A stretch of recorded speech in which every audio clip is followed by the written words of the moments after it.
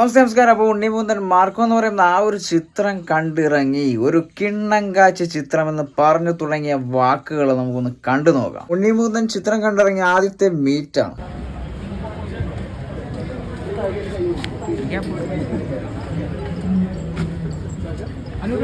ആൾക്കാരൊക്കെ പറഞ്ഞേ മലയാള സിനിമയിൽ ഇങ്ങനത്തെ വയലൻസ് ഇതുവരെ ഇറങ്ങിയിട്ടില്ല.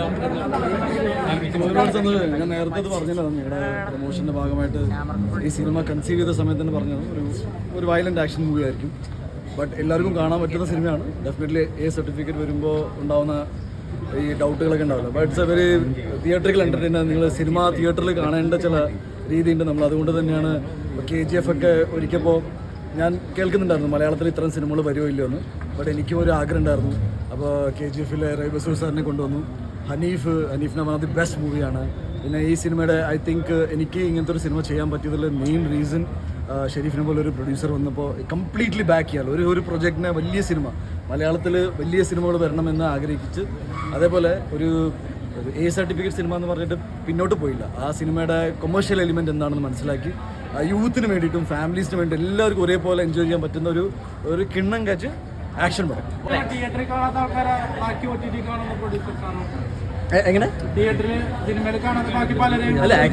അല്ല ആക്ച്വലി എനിക്ക് അങ്ങനെയല്ല, എനിക്ക് വന്ന് തിയേറ്ററിലും കാണും, OTT-യിലും കാണും. പിന്നെ ഇതിന്റെ കുറച്ച് എക്സ്റ്റെൻഡഡ് കട്ട് ഡെഫിനറ്റ്ലി OTT-യിലാണ് വരാൻ പറ്റും. നിങ്ങൾക്ക് അറിയാം, സിനിമ 2 തവണ സെൻസർ ചെയ്യപ്പെട്ടിട്ടുണ്ടായിരുന്നു. എല്ലാം ഓൺലൈനിൽ കിടക്കില്ല. ബട്ട് ഒരുപാട് സന്തോഷം. എനിക്ക് ഞാൻ വിചാരിച്ച പോലെ തന്നെ ഒരു നല്ല സിനിമ എടുക്കാൻ സാധിച്ചു. ഒരുപാട് സന്തോഷം. അനീഫിനോട് ചോദിക്കണം. അനീഫ് ഇതിനകത്ത് എടുത്തു പറയുന്ന ഒരു കാര്യം എന്ന് പറഞ്ഞാൽ ഫൈറ്റ് കൊറിയോഗ്രാഫി ആയിരുന്നു. ഇനിയിപ്പോ മലയാള സിനിമ മാർക്കോക്ക് ശേഷം ഒരു ഫൈറ്റ് കൊറിയോഗ്രാഫി ഫൈറ്റ് ഞാൻ ആക്ച്വലി ആവശ്യപ്പെട്ടിട്ടുണ്ടായിരുന്നു.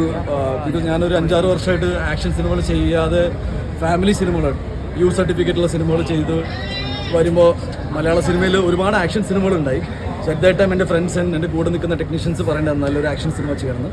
ബട്ട് ഞാൻ ചെയ്യുമ്പോൾ എനിക്ക് ഒരു ബെഞ്ച് മാർക്ക് സിനിമ ചെയ്യണമെന്നുണ്ടായിരുന്നു. ഐ തിങ്ക് മാർക്ക് ഒരു ബെഞ്ച് മാർക്കാണ്. ഇതിന് മാർക്കിന് ശേഷം വരാൻ പോകുന്ന സിനിമകൾക്ക്, അറ്റ്ലീസ്റ്റ് ആക്ഷൻ സിനിമകൾക്ക് ഇതിൻ്റെ മുകളിൽ എന്തെങ്കിലുമൊക്കെ ചെയ്യേണ്ടി വരും. Which I am very happy. എൻ്റെ എല്ലാ ഫ്രണ്ട്സാണ് അവരെല്ലാവരും. അത് ബിക്കോസ് നിങ്ങളെല്ലാവരും സിനിമയെ സപ്പോർട്ട് ചെയ്ത് ആക്ഷൻ സിനിമകൾ വലിയ ബഡ്ജറ്റിൽ ഒരുക്കി തിയേറ്ററിൽ കൊണ്ടുവരുമ്പോൾ നിങ്ങളെല്ലാവരും ഒന്ന് കണ്ടു എന്ന് പറയുമ്പോൾ എൻ്റെ കരിയറിൽ തന്നെ ഏറ്റവും വലിയ ഓപ്പണിംഗ് ആണ്. Like you the numbers are out there. അപ്പോൾ എനിക്ക് ഒരുപാട് സന്തോഷമുണ്ട്. ഞാൻ സത്യത്തിൽ പൃഥ്വിയൊക്കെ ആക്ഷൻ സിനിമ ചെയ്യുമെന്ന് ഇനി വിചാരിച്ചിരിക്കുക. രാവിലെ മെസ്സേജ് വെച്ചിട്ടുണ്ട്.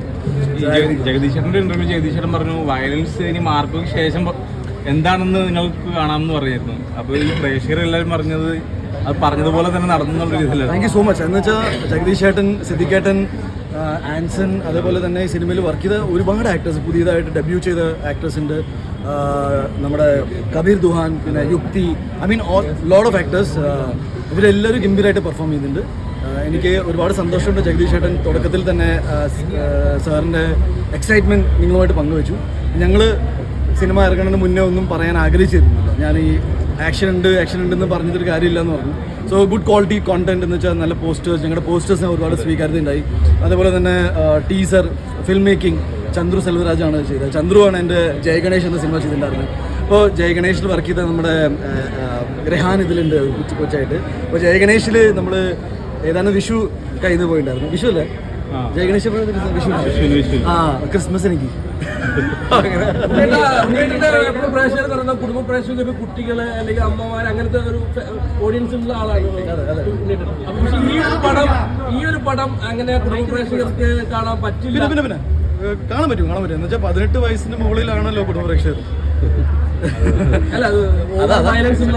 അല്ല അങ്ങനെയല്ല. സർട്ടിഫിക്കറ്റ് എന്ന് പറഞ്ഞാൽ പ്രായപൂർത്തിയ അല്ലെങ്കിൽ മെച്ചോർഡായ എല്ലാവരും കാണാൻ പറ്റും. അപ്പോൾ എൻ്റെ ബേസിക് ഓഡിയൻസ് അമ്മമാരും അച്ഛനും എല്ലാവരും ഒക്കെയാണ്. അപ്പോൾ അവർക്ക് കാണാൻ പറ്റും.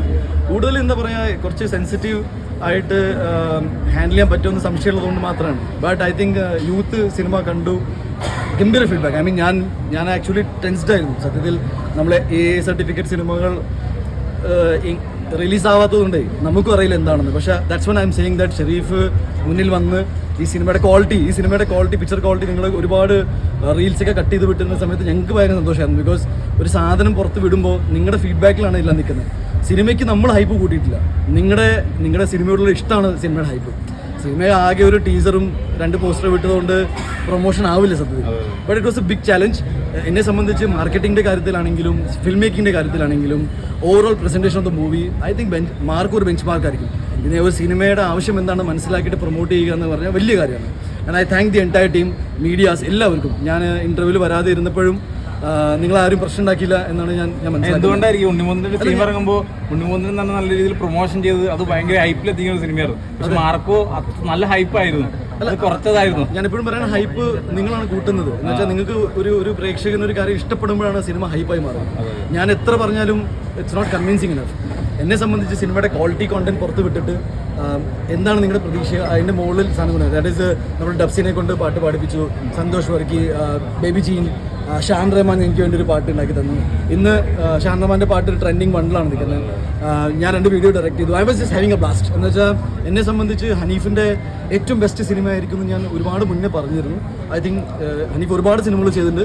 ബട്ട് ഇവിടുന്ന് ഹനീഫ് 0.20 എന്താ പറയുക 2.0 ഹനീഫ് 2.0 ഒരു പാൻ ഇന്ത്യൻ സ്റ്റാറിലേക്ക് മാറിയിരിക്കുന്നു.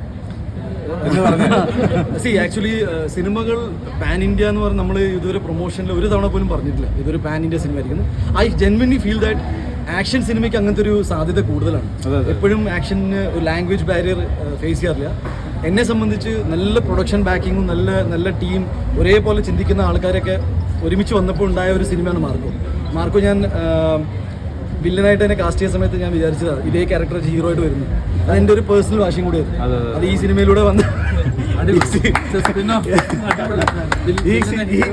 ഈ സിനിമയിലൂടെ നല്ല രീതിയിൽ നമുക്ക് ചെയ്യാൻ പറ്റിയതിൽ ഒരുപാട് സന്തോഷമുണ്ട്.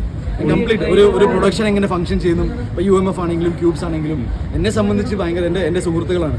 അവരുടെ സിനിമകൾ വിജയിക്കണം എന്ന് എനിക്ക് ഭയങ്കര ആഗ്രഹം ഉണ്ടായിരുന്നു. Anson has done the best. I mean ഒരുപാട് സിനിമകളിൽ വർക്ക് ചെയ്തിട്ടുണ്ട് ആൻസൺ. Is very selective. പക്ഷേ ഇവിടുന്ന് ആൻസണ് നല്ലതുണ്ടാവും. അഭിമന്യു തിലകൻ സാറിൻ്റെ ഗ്രാൻഡ് സൺ ഈ സിനിമയിൽ അഭിനയിച്ചിട്ടുണ്ട്. നന്ദേസ് ഇഷാൻ എന്ന് പറഞ്ഞ മോൻ പുതിയ ആക്ടർ ഇതിൽ വന്നിട്ടുണ്ട്. ധ്രുവ, യുക്തി, കബീർ, ദേ ഡൺ ഫെന്റാസ്റ്റിക്. ഇത് എൻ്റെ മാത്രം ഉണ്ണിമുകുന്ദൻ ഷോ എന്ന രീതിയിൽ ഒരു സിനിമ ഒരിക്കലും വിജയിക്കില്ല. ഞാൻ എന്താ പറയുന്നത്, ഇറ്റ്സ് എ കംപ്ലീറ്റ് പാക്കേജ്. നിങ്ങൾക്ക് എല്ലാവർക്കും റിപ്പീറ്റ് വാച്ച് ചെയ്യാവുന്ന 6-7 ഫൈറ്റ്. ഐ തിങ്ക് എൻ്റെ പേഴ്സണൽ ഫേവറേറ്റ് കോറിഡോർ ഫൈറ്റാണ്. നിങ്ങളുടെ എന്താണെന്ന് ഞാൻ അറിയാൻ ആഗ്രഹിക്കുന്നു. കണ്ടവരുണ്ടോ ഇവിടെ സിനിമ? നിങ്ങളുടെ ഏത് ഫൈറ്റാണ് ഇഷ്ടം?